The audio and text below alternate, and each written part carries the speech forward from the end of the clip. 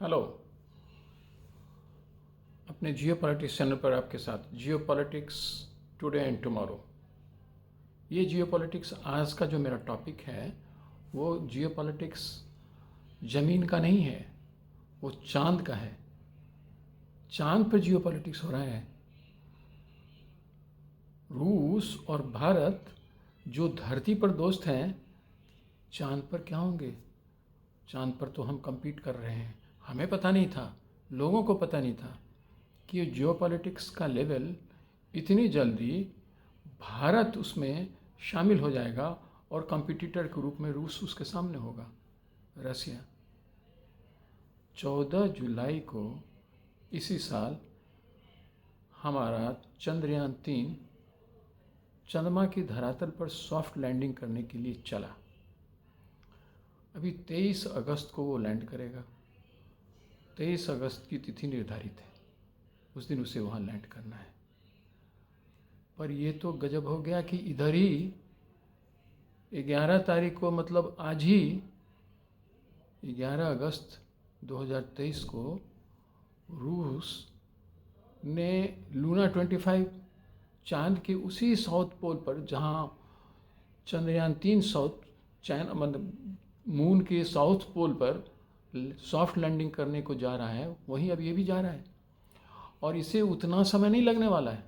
इसकी टेक्नोलॉजी, ये रूस पहला देश है जिसने चांद पर अपना स्पेस क्राफ्ट उतारा था, अमेरिका से भी पहले। और अब 47 साल के बाद वो इस रेस में आया है। ये भी सॉफ्ट लैंडिंग करना है, इसे भी वहाँ वाटर, वहाँ जल है, इसका खोज तो हमारे चंद्रयान मिशन ने पहले ही कर दिया था। अब इसका क्रेडिट नासा वाले हाल के दिनों में नहीं देने लगे हैं, वो क्रेडिट भी अब उन्हीं कहीं से जा रहा है, पता नहीं। ये तो इस तरह से वेस्ट वाले करते ही रहे। लेकिन अब उसके आगे वहाँ ऑक्सीजन को देखा जा सके, क्योंकि जब पानी है तो ऑक्सीजन होगा ही। अब उसे कैसे एब्स्ट्रैक्ट किया जाए, कैसे उसे कारगर बनाया जाए ह्यूमन लाइफ के लिए, बाकी चीज़ें तो होंगी, वो सब तो आगे होंगी। पर अभी तो ये है कि जो 11 तारीख को आज लूना 25 रसिया ने छोड़ा है, वो 21 या 22 अगस्त को, आज 11 को चला है और 21 या 22 अगस्त को वहाँ लैंड कर जाएगा। वैसे तो उसे 5 दिन ही लगेंगे वहाँ पहुँचने में, लेकिन वो ऑर्बिट जो करता रहेगा चांद का, उसमें 4-5 दिन भी उसे भी लगेंगे और फिर वो वहाँ सॉफ्ट लैंडिंग करेगा। अब यहाँ टफ कंपटीशन हो गया है। अब ये टफ कंपटीशन जियो पॉलिटिक्स के नज़रिए से भी देखा जा सकता है। वैसे तो रसिया हमारा पुराना दोस्त है, स्पेस सेक्टर में भी, बाकी जो डिफेंस सेक्टर में वो तो है ही है, स्पेस सेक्टर में भी भारत का ज़्यादातर रिलेशनशिप और ज़्यादा कुछ भारत ने रूस के साथ ही मिल करके किए हैं काम। इंडिपेंडेंटली जो किया वो तो किया, परंतु अगर सपोर्ट की बात है तो वो रसिया से ज़्यादा, रूस से ज़्यादा रहा है हमारा। लेकिन हाल के दिनों में अब जब यूक्रेन वार शुरू हुआ और उसके बाद जो इंटरनेशनल स्पेस स्टेशन है, जिसमें कि अमेरिका, रूस, यूरोपियन स्पेस एजेंसी सब मिल कर के, फ्रांस और भी बहुत कुछ, वो वहाँ अपना जो एक्सपेरिमेंट कर रहे हैं, अब उसमें से रूस बाहर निकलने वाला है। आने वाले वर्षों, कुछ ही वर्षों के अंदर वो बाहर निकल जाएगा, इस बात की घोषणा हो चुकी है। और उस रास्ते में उसने ऑफ़र भारत को भी किया है कि जब भारत का अपना गगनयान तो वैसे शुरू होने वाला है, परंतु अब उस पर क्या होगा वो तो आगे बातों का खुलासा होगा। लेकिन अभी जो रसिया जिस स्पेस शिप को लेकर के आगे जाने वाला है इंडिपेंडेंटली, उसमें उसने भारत को इनवाइट भी किया है। वो सब चीज़ें हो रही हैं। गगनयान वाले मिशन में भी जो भारत अभी इसको अपना अपना स्पेसक्राफ्ट, जो स्पेस इंटरनेशनल स्पेस एजेंसी की तर्ज पर वो अपना गगनयान छोड़ने वाला है, उसमें रूस ने काफ़ी मदद किया है। वो सब अपनी जगह पर है, परंतु यहाँ ठीक है भाई, आप भी आ जाते, लेकिन अब जब हम पहले निकल ही चुके थे तो हमें उतर जाने देते। परंतु चलिए, कोई बात नहीं है, ये एक फ्रेंडली मैच है और आनंद आएगा देखने में। तो इसका कुछ तो मतलब होगा, दिखेगा कि ये एक्चुअली क्या है।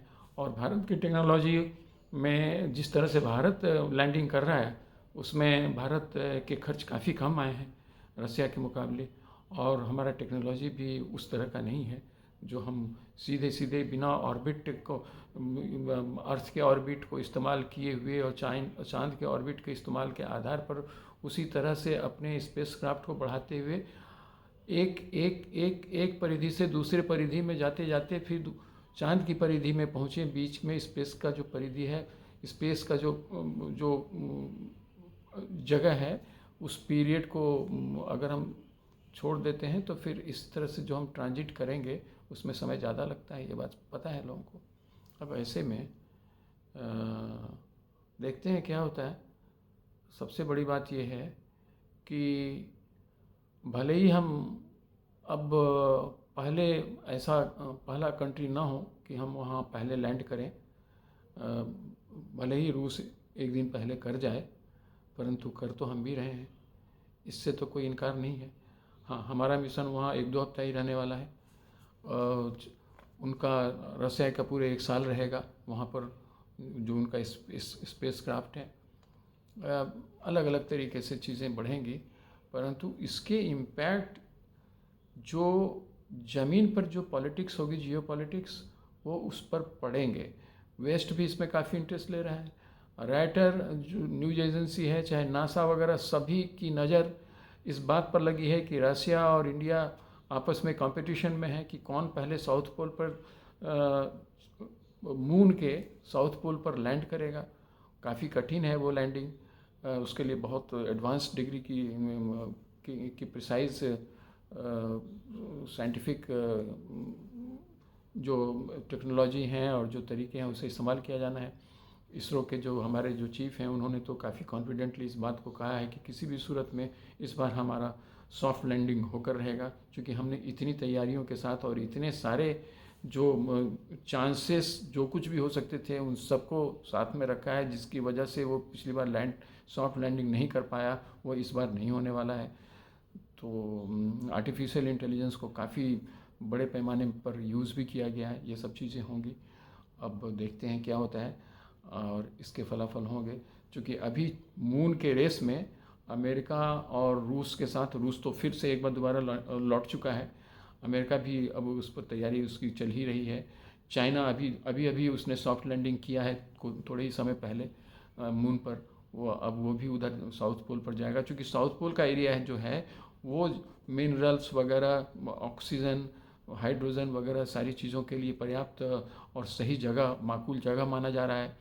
अब वैसे में थोड़े ही दिनों के अंदर हम लोग देख सकते हैं कि चाइना का इंडिपेंडेंटली, और हो सकता है कि रसिया के साथ मिलके उनका कोई ऐसा मिशन चले। अब देखते हैं उसमें क्या होता है, लेकिन भारत पीछे नहीं है। सबसे बड़ी बात यही है और यही हमारी सबसे बड़ी खुशी है, हम जियोपॉलिटिक्स में धरती पर अपना इम्पैक्ट तो बना ही रहे हैं, चांद पर भी बनाने को चल पड़े हैं और पूरी दुनिया इसे देख रही है और सीरियसली वॉच भी कर रही है। Thank you. Please subscribe my channel, like my channel and share my channel. Jai Hind.